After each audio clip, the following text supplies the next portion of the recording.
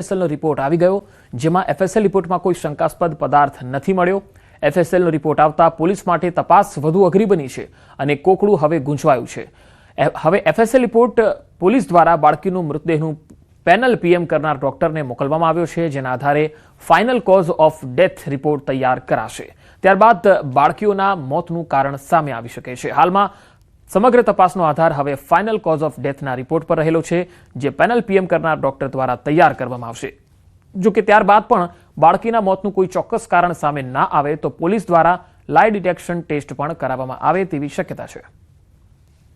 ગાંધીનગરનો બંને બાળકીઓનો રિપોર્ટ આજરોજ આવેલ છે, જે રિપોર્ટ આ કામે મરણ જનાર બંને બાળકીઓના મોત કેવા કારણોસર થયા છે તેના કોઝ ઓફ ડેથ મેળવવા સારું અસરવા સિવિલ પેનલ કરનાર પેનલશ્રીના ડૉક્ટરો પાસે વધુ ઓપિનિયન માટે મોકલી આપવામાં આવે છે। એફએસએલનો રિપોર્ટ બાદ અમે અભિપ્રાય ત્યારે જ મેળવી છે જ્યારે કોઝ ઓફ ડેથ માટે અમે મોકલી આપી અને એમાં જો અમારે કોઈ ક્વેરી આવશે અને એ ક્વેરી બાબતે પેનલ પીએમ કરનાર ડૉક્ટરશ્રી અમને જણાવશે તો ચોક્કસ અમે એફએસએલનો વધારાનો અભિપ્રાય માટે અથવા જે કંઈ કોન્ટ્રાડિક્શન હશે એના માટે અમે મોકલશું।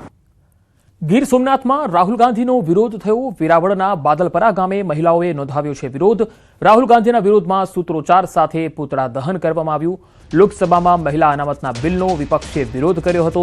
મહિલાઓએ રાહુલ ગાંધી હાય હાયના નારા લગાવ્યા।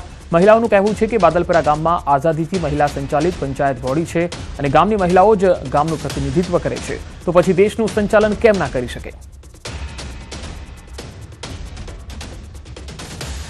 મોદી સાહેબે જે 33% અનામત મહિલા માટે રાખ્યું હતું, જે લોકસભામાં બિલ પાસ કર્યું હતું, એનો રાહુલ ગાંધીએ આખા કોંગ્રેસે જે વિરોધ કર્યો છે ને બિલને રિજેક્ટ કર્યું છે, એના વિરોધ માટે અહીંયા બધા એકઠા થયા છે।